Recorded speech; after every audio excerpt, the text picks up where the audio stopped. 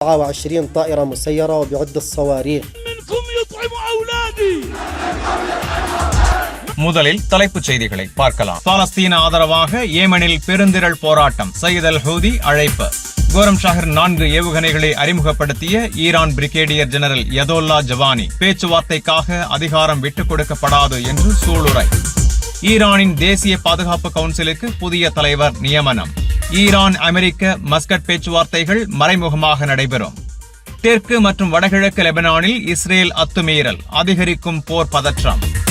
எகிப்தின் ராணுவம் அசுர வளர்ச்சி, இஸ்ரேல் கவலை. இனி விரிவான செய்திகளை பார்க்கலாம். பாலஸ்தீன ஆதரவாக ஏமனில் பெருந்திரள் போராட்டம், சையத் அல் ஹூதி அழைப்பு. ஏமனின் அன்சார் அல்லா இயக்க தலைவர் சையத் அப்துல் மாலிக் அல் ஹூதி ஒடுக்கப்பட்ட பாலஸ்தீன மக்களுக்கு ஆதரவாக நடைபெறவுள்ள வெள்ளிக்கிழமை பெருந்திரள் போராட்டத்தில் ஏமன் மக்கள் பெருமளவில் பங்கேற்க வேண்டும் என அழைப்பு விடுத்துள்ளார். அவர் வெளியிட்ட உரையில், இந்த போராட்டங்கள் அமெரிக்க மற்றும் ஜியோனிஸ்ட் கொடுங்கோன்மை மற்றும் ஆணவத்திற்கு எதிரான ஏமன் மக்களின் உறுதியான நிலைப்பாட்டை உலகிற்கு வெளிப்படுத்தும் என கூறினார். மேலும் ஈரான், லெபனான் மற்றும் இஸ்லாமிய உலகளாவிய சமூகத்துடன் பிற நாடுகளுடன் ஏமன் மக்கள் ஒற்றுமையுடன் நிற்பதை இந்த ஒன்றுகூடல் தெளிவாக காட்டும் என்றும் அவர் வலியுறுத்தினார். இந்த பெருந்திரள் ஆர்ப்பாட்டம் பாலஸ்தீனத்திற்கான ஆதரவை மட்டுமல்ல, இஸ்ரேலிய ஆக்கிரமிப்புக்கும் அதன் கூட்டாளிகளுக்கும் எதிரான அடுத்த கட்ட மோதலுக்கு ஏமன் மக்கள் தயார் நிலையில் உள்ளனர் என்பதையும் வெளிப்படுத்துவதாக இருக்கும் என சையத் அல் ஹூதி தெரிவித்தார். ஆக்கிரமிப்பாளர்களின் ஆணவம் முழு மேற்கு ஆசிய பிராந்தியத்தையும் இலக்காக கொண்டு இஸ்லாமிய சமூகத்தை அடிமைப்படுத்த முயல்வதாகவும் அவர் குற்றம் சாட்டினார். இந்த கருத்துகள் பிராந்தியத்தில் பதற்றம் அதிகரித்துள்ள சூழலில் வெளியாகியுள்ளன. காசா போர் நிறுத்த ஒப்பந்தத்தை இஸ்ரேல் தொடர்ந்து மீறி வருகிறது. தாக்குதல்கள் தொடங்கியதிலிருந்து இதுவரை 2000க்கும் மேற்பட்ட பாலஸ்தீனர்கள் உயிரிழந்துள்ளனர். லெபனானிலும் இதேபோன்ற நிலை தொடர்கிறது. அங்கு இஸ்ரேலிய படைகள் தினசரி வான்வழி தாக்குதல்கள் மற்றும் கொலைகளில் ஈடுபட்டு வருகின்றனர். பிப்ரவரி 4ஆம் தேதி அதிகாலை முதல் இஸ்ரேலிய தாக்குதல்களில் குறைந்தது 24 பாலஸ்தீனியர்கள் கொல்லப்பட்டு 40க்கும் மேற்பட்டோர் காயமடைந்துள்ளனர் என வெள்ளிக்கிழமை வெளிவந்த அல் மயாதின் செய்தி தெரிவிக்கிறது. கோரம் ஷஹர் 4 ஏவுகணைகளை அறிமுகப்படுத்திய பிரிகேடியர் ஜெனரல் யதோல்லா ஜவானி, பேச்சுவார்த்தைக்காக அதிகாரம் விட்டுக் கொடுக்கப்படாது என்று சூளுரை.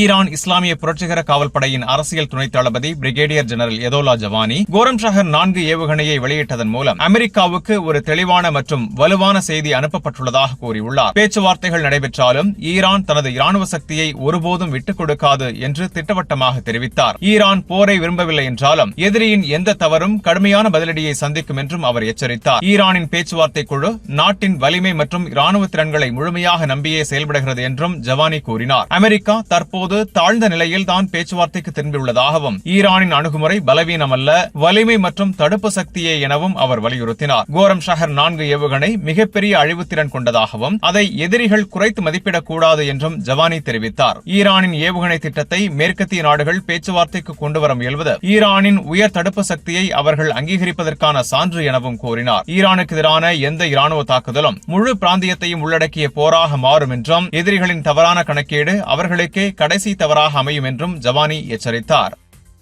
ஈரானின் தேசிய பாதுகாப்பு கவுன்சிலுக்கு புதிய தலைவர் நியமனம். ஈரான் அதிபர் மசூத் பெஷேஷ்கியான் அட்மிரல் அலி ஷம்கானியை தேசிய பாதுகாப்பு கவுன்சிலின் செயலாளராக நியமித்துள்ளார் என்று ஈரானிய ஊடகங்கள் தெரிவித்துள்ளன. இந்த தேசிய பாதுகாப்பு கவுன்சில் 2025 ஆகஸ்ட் 3ஆம் தேதி உருவாக்கப்பட்டது. ஜூன் மாதத்தில் நடைபெற்ற அமெரிக்க இஸ்ரேலிய தாக்குதல்களுக்கு பிறகு ஏற்பட்ட புதிய பாதுகாப்பு சூழ்நிலையின் பின்னணியில் இந்த அமைப்பு உருவானது. அதிபர் இந்த கவுன்சிலின் தலைவராக உள்ளார். இதில் அரசின் 3 கிளைகளின் தலைவர்கள், மூத்த இராணுவ தளபதிகள் மற்றும் முக்கிய அமைச்சர்கள் உறுப்பினர்களாக இடம்பெற்றுள்ளனர். கவுன்சிலின் முக்கிய பொறுப்புகளில் பாதுகாப்பு உத்திகள் ஆய்வு செய்தல், புதிய அச்சுறுத்தல்களுக்கு பதிலளித்தல், பாதுகாப்பு முடிவெடுப்பில் ஒருங்கிணைப்பை மேம்படுத்துதல் மற்றும் ஆயுதப்படைகளின் திறனை மையப்படுத்தி வலுப்படுத்துதல் ஆகியவை அடங்கும். அட்மிரல் அலி ஷம்கானி ஈரானின் இராணுவ மற்றும் பாதுகாப்பு அமைப்புகளில் நீண்ட அனுபவம் கொண்டவர். அவர் முன்னதாக உச்ச தேசிய பாதுகாப்பு கவுன்சிலை ஒரு தசாப்தத்திற்கு மேல் தலைமை தாங்கியவர் என்பது குறிப்பிடத்தக்கது.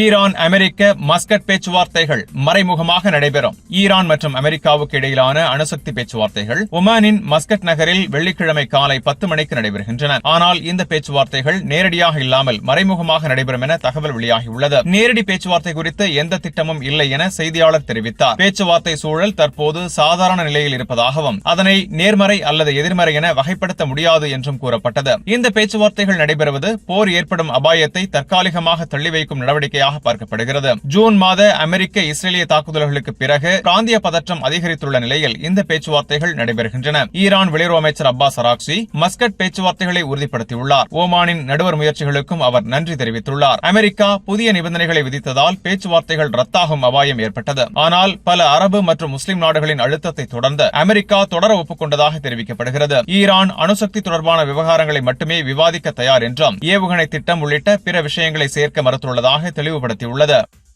தெற்கு மற்றும் வடகிழக்கு லெபனானில் இஸ்ரேல் அத்துமீறல். தெற்கு மற்றும் வடகிழக்கு லெபனானில் இஸ்ரேல் தனது வான்வழி தாக்குதல்களை தீவிரப்படுத்தியுள்ளது. வியாழக்கிழமை மாலை பல பகுதிகளில் வெடிப்புச் சத்தங்கள் கேட்டதாக உள்ளூர் தகவல்கள் தெரிவிக்கின்றன. இஸ்ரேலிய போர் விமானங்கள் தெற்கு லெபனானில் உள்ள அல் ரிஹான் கட்டிடங்கள், கத்ரானி அல் மஹ்மூதியா மற்றும் பர்காஸ் பகுதிகளை இலக்காக கொண்டு தாக்குதல் நடத்தின. அதேபோல் வடகிழக்கு லெபனானில் போடை மற்றும் ஹெர்மெல் சுற்றுப்புறங்களிலும் தாக்குதல்கள் பதிவாகியுள்ளன. ஒரே நாளில் 10க்கும் மேற்பட்ட வான்வழி தாக்குதல்கள் நடத்தப்பட்டுள்ளன. இது 2024 நவம்பர் மாதத்தில் கையெழுத்தான போர் நிறுத்த ஒப்பந்தத்தை இஸ்ரேல் மீறி வருவதை வெளிப்படுத்துகிறது. இதுவரை ஆயிரக்கணக்கான முறை போர் நிறுத்த விதிகளை இஸ்ரேல் மீறியுள்ளதாக லெபனான் தரப்பு குற்றம் சாட்டியுள்ளது. மேலும் தெற்கு லெபனானில் 5 மூலோபாய முக்கியத்துவம் வாய்ந்த மலைகளை சட்டவிரோதமாக இஸ்ரேல் ஆக்கிரமித்துள்ளதாக கூறப்படுகிறது. லெபனான் சுகாதார அமைச்சகத்தின் தகவலின்படி இந்த ஆண்டு தொடக்கத்திலிருந்து இஸ்ரேலிய தாக்குதல்களில் 29 பேர் உயிரிழந்துள்ளனர்.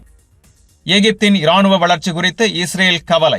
எகிப்தின் இராணுவ திறன் வேகமாக வளர்ந்து வருவதாக இஸ்ரேல் பிரதமர் பெஞ்சமின் நெத்தன்யாஹூ கவலை தெரிவித்துள்ளார். இந்த விவகாரத்தை கினெசெட் வெளியுறவு மற்றும் பாதுகாப்பு குழுவுடன் நடைபெற்ற கூட்டத்தில் அவர் எடுத்துரைத்ததாக இஸ்ரேலிய ஊடகங்கள் செய்தி வெளியிட்டுள்ளன. எகிப்துடன் நீண்டகால அமைதி ஒப்பந்தம் இருந்தபோதிலும் அதன் இராணுவ வளர்ச்சியை இஸ்ரேல் தொடர்ந்து கண்காணிக்க வேண்டும் என நெத்தன்யாஹூ வலியுறுத்தியுள்ளார். 1979 அமைதி ஒப்பந்தத்தை மீறி சினாய் எல்லை அருகே எகிப்து கூடுதல் படைகளை குவித்துள்ளதாக இஸ்ரேல் குற்றம் சாட்டியுள்ளது. மேலும் சினாய் பகுதியில் போர் விமான ஓடுபாதைகள் மற்றும் ஏவுகணை சேமிப்பு மையங்கள் அமைக்கப்படுவதாக அமெரிக்காவிடம் இஸ்ரேல் புகார் அளித்துள்ளது. ஆனால் எகிப்து இந்த குற்றச்சாட்டுகளை மறுத்துள்ளது. காசாவிலிருந்து பாலஸ்தீனர்களை வெளியேற்றும் முயற்சிகளை தடுக்கவே தங்களது பாதுகாப்பு ஏற்பாடுகள் மேற்கொள்ளப்படுவதாக எகிப்து விளக்கமளித்துள்ளது.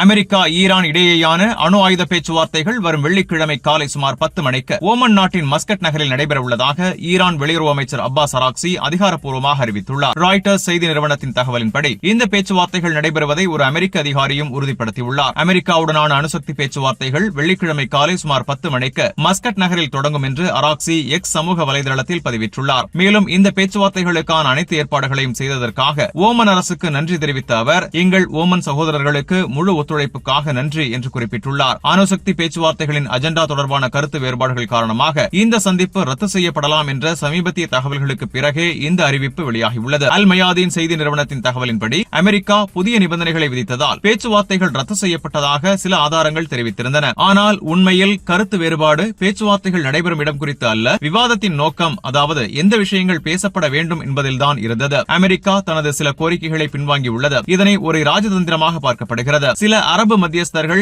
ஈரானை அழுத்தி அமெரிக்காவின் அஜெண்டாவை விரிவுபடுத்த முயன்றனர் என இஸ்ரேலிய KAN ஊடகம் தெரிவித்துள்ளது. ஆனால் நாங்கள் அணுசக்தி கோப்பை மட்டுமே விவாதிக்க தயாராக இருக்கிறோம் என்று ஈரான் பேச்சுவார்த்தை குழு தெளிவாக நிராகரித்ததாக கூறப்படுகிறது. இதற்கிடையில் பத்திரிகையாளர் பராக் டிராவிட் அறிக்கையின்படி 2 அமெரிக்க அதிகாரிகள் தெரிவித்ததாவது, பல அரபு மற்றும் முஸ்லிம் நாடுகளின் தலைவர்கள் ட்ரம்ப் நிர்வாகத்தை அழுத்தம் கொடுத்து இந்த பேச்சுவார்த்தைகளை ரத்து செய்ய வேண்டாம் என்று கோரிக்கை வைத்துள்ளனர். ஒரு அமெரிக்க அதிகாரி கூறுகையில், அரபு நாடுகள் சந்திப்பை நடத்தி ஈரானியர்கள் என்ன சொல்கிறார்கள் என்பதை கேட்க வேண்டும் என்று கேட்டனர். அவர்கள் வலியுறுத்தினால் சந்திப்பை தொடர்வோம் என்று நாங்கள் கூறினோம். ஆனால் எங்களுக்குள் இன்னும் பெரும் சந்தேகம் உள்ளது என்று தெரிவித்தார். குறைந்தது 9 நாடுகள் ட்ரம்ப் நிர்வாகத்தின் மூத்த அதிகாரிகளுக்கு உயர்மட்ட செய்திகளை அனுப்பி இந்த பேச்சுவார்த்தையிலிருந்து வாஷிங்டன் விலக வேண்டாம் என்று வலியுறுத்தியதாக கூறப்படுகிறது. 2வது அமெரிக்க அதிகாரியின் தகவலின்படி பிராந்திய நட்பு நாடுகளின் கோரிக்கைகளுக்கு மரியாதை செலுத்தவும் ராஜதந்திர பாதையை தொடரவும் இந்த சந்திப்பு முன்னெடுக்கப்பட்டது. அமெரிக்காவுடன் மத்தியஸ்த பேச்சுவார்த்தைகளை மீண்டும் தொடங்கியதிலிருந்து இந்த பேச்சுவார்த்தைகள் அணு விவகாரங்களுக்கு மட்டுமே என்று ஈரான் தொடர்ந்து வலியுறுத்தி வருகிறது. ஈரானின் ஏவுகணை திட்டம், உள்நாட்டு விவகாரங்கள் போன்றவை முழுமையாக அஜெண்டாவிலிருந்து நீக்கப்பட்டுள்ளன. ஆனால் ஈரானின் மேம்பட்ட பாலிஸ்டிக் ஏவுகணை திட்டத்தை நிறுத்துவது அமெரிக்கா மற்றும் இஸ்ரேலின் முக்கிய முன்னுரிமையாக உள்ளது.